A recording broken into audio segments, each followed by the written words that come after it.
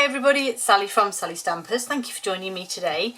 Today I am bringing you my tinned candle box. That sounds a bit random, but trust me it isn't. It's this gorgeous box. This fabulous, super pretty DSP is called Pretty Prints, and it's a standalone DSP, so there isn't a suite per se that goes with it. However, if you have a look at the Sun Prints DSP, you will see that it is the same, but the Sun Prints is the blues, whites and greys, whereas these are 4 other amazing colours. So I'm using the, well, they have an umbrella of about 4 or 5 different colours per sheet because they actually fade. So I don't know if you can see on here, but it sort of goes from dark to light anyway, so it has an ombre effect, but it also has these other elements. So this is a bit of like rich raspberry, this might be a little bit of I don't know, Highland Heather or whatever. So, but I've gone with Blackberry Bliss because it's a colour I have not used for so long, but is really, really beautiful. So my box is Blackberry Bliss. Inside are 2 tinned candles, and as I said, now I recently bought some of these for a friend, and I actually got 12 in a box. Excuse me. I actually got 12 in a box, and I thought, well, I don't need all 12. Well, what else am I going to do? Create boxes for them, of course. So I picked the ones that I thought would go best with my DSP. So obviously these ones go with my rich raspberry and many other colours by looking at them. And I wonder if you can guess the colour of cardstock that I have chosen to go with my next candles. These ones. So what colour may I have used to go with these? Well, you might be right, you might not. I have gone with, whoops, Bermuda Bay, because this, as I say, is another one of the colours of the Pretty Prints DSP. Slightly different images as well, but I just find them so, so pretty. So, and I did think that this went really well with Bermuda Bay too. I just love things like this that go together. It gets me very excited, which is rather ridiculous. But anyway, we're going to go ahead and make this fabulous box, which is super simple too, because it is just a basic box. So, for your base, you will need a piece of cardstock that is 8.5 by 6 inches, and that will be 21.5 by 15.5 centimetres.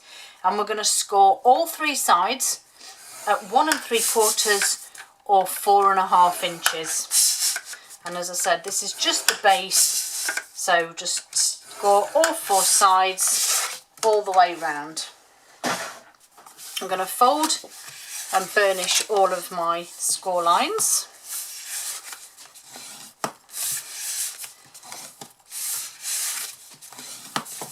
And then I'm going to cut all 4 corners to create my little tabs. And I am still looking for people to join my team, so if you live in the UK, France, Germany, Austria or the Netherlands, you can join my team. There is a link below.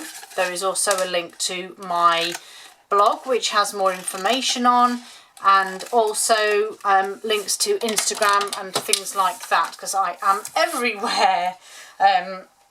So yeah, just like I said, come join my team and have some fun. Okay, so those 4 corners have all been cut into tabs.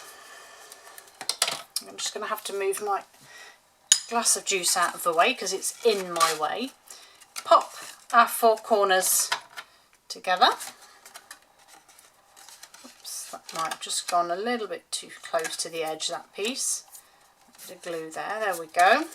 Got my good old trusty pegs. And thank you for your comments, by the way. When I asked what you used, a lot of people do use pegs or paper clips, and there was one lady who commented and said that wet glue is far easier to use, and I agree. I agree, just having a little patience just to give it time to dry. But yeah, it's definitely a lot better. So we can actually also put our tins in, and I got these off Amazon. Simple as that. So yeah, so pop those in, pop them to one side, and let's make our lid up whilst we wait for that glue to dry. So I'm just going to move those. So for your lid, you need a piece that is 8 by 5.5. Bermuda Bay is another colour that I don't really use enough of. You are going to need your shim.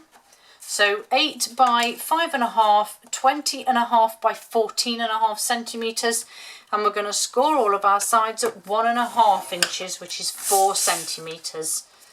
So keep that shim in place for all of your scoring, all 4 sides, 1.5 centimetres, 1.5 inches, 4 centimetres. Okay, once we've done that. And this, by the way, I notice a lot of people keep asking me a lot of questions. This is called Simply Scored Scoreboard, and you get this and your stylus. You also get some little pegs that sit in here, so you, if you're doing a lot of things, you can mark the spots. I don't use them because I don't generally create in bulk, but it is handy. This is a trusty bone folder. Mine is a little bit disgusting, but yeah, these are bone folders, perfect for giving you those gorgeous crisp, neat edges. Okay, so again, repeating that process. So we're going to cut our little wedges out.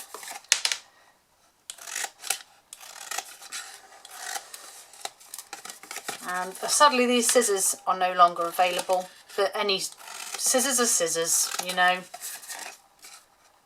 Just any scissors are good. Our paper snips are fabulous, the small scissors for little jobs, for fussy cutting and things, but I just prefer to use those big ones for these projects. Okay, so we're going to add some of this DSP, Designer Series paper, which is so pretty. I'm just going to use my seal for this just because it's quicker and easier, but to be fair, I do use wet glue on the ones that I pre-make, so it's more cost effective as well, to be honest. So you need one piece of DSP that is 4 3/4 by 2 1/4 or 12 by 6 centimetres.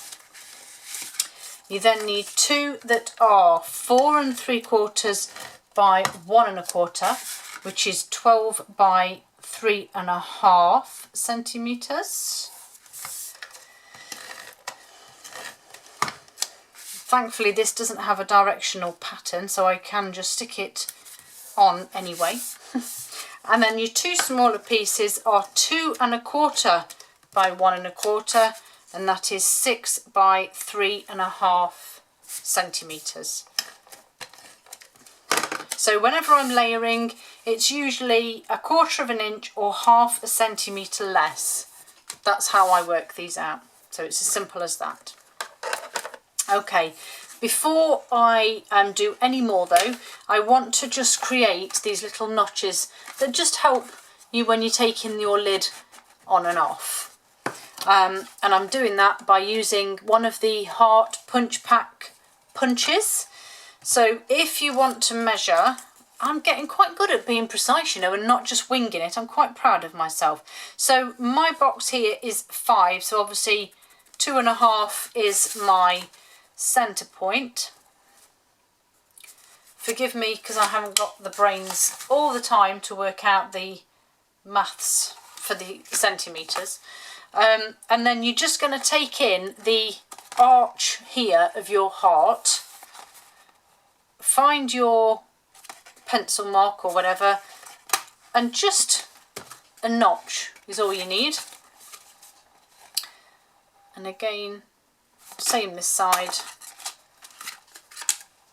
That's that bit done.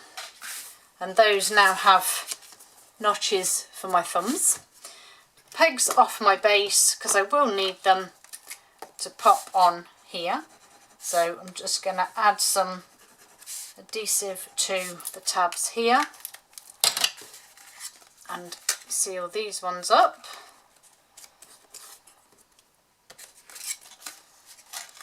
So just pop all of these together.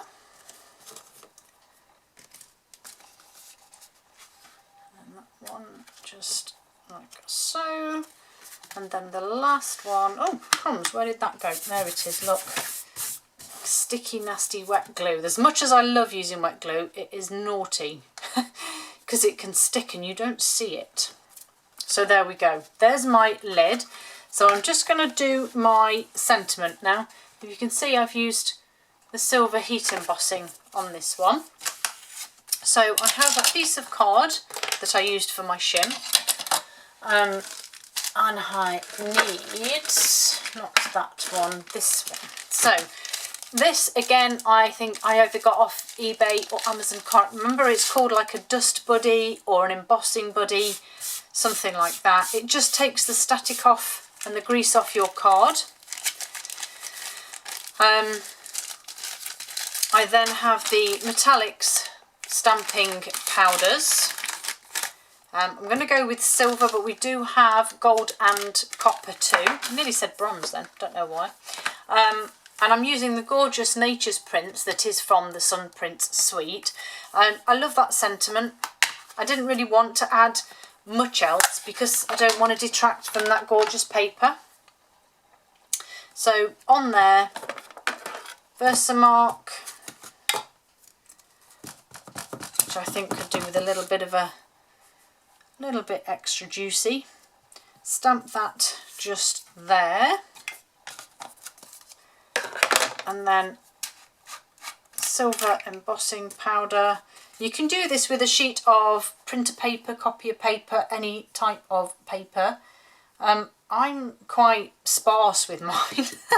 Some people will just absolutely smother it, whereas I'm a little more careful, and then I just try and get it back in as best I can.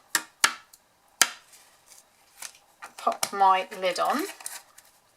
So I haven't really wasted too much, but I am just going to brush it away because otherwise it will just get everywhere. And then just grab my heat tool.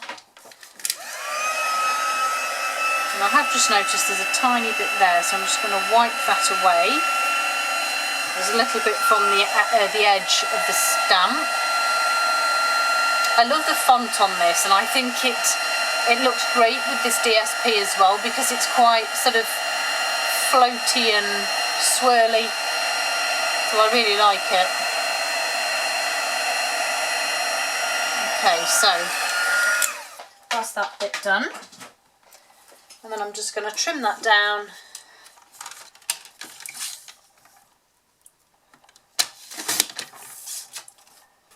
Just trim it.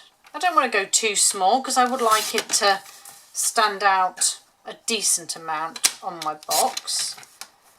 Just take off just a little bit here. There we go. I quite like that now. And then I'm just simply adding a couple of dimensionals onto the back. Bring in my box lid and my base. I can take these pegs off and pop this on, fingers crossed. Now, when I gifted these to my friends, I did actually get a little, a half sheet, I think it was, of tissue paper in the bottom and just tucked it around the edges. So you can actually dress it a little bit if you wish, but it does work. Pop your lid on. I'm just trying to make sure I don't catch those tabs and things. There we go. So lid's on, nice and neat. My pretty embossed sentiment, which I thought needed to take centre stage. And then last but not least, I found myself with lots of the really large rhinestones left over, so I figured it was time I started using them. So I've used them on this project and another project, and I'm now thankfully starting a fresh pack, but I just wanted to pull that silver in a little bit and just add my rhinestones, and there they are. Those are my tinned candle boxes. Hope you like them. Thank you for joining me, and I'll see you all again very soon. Bye.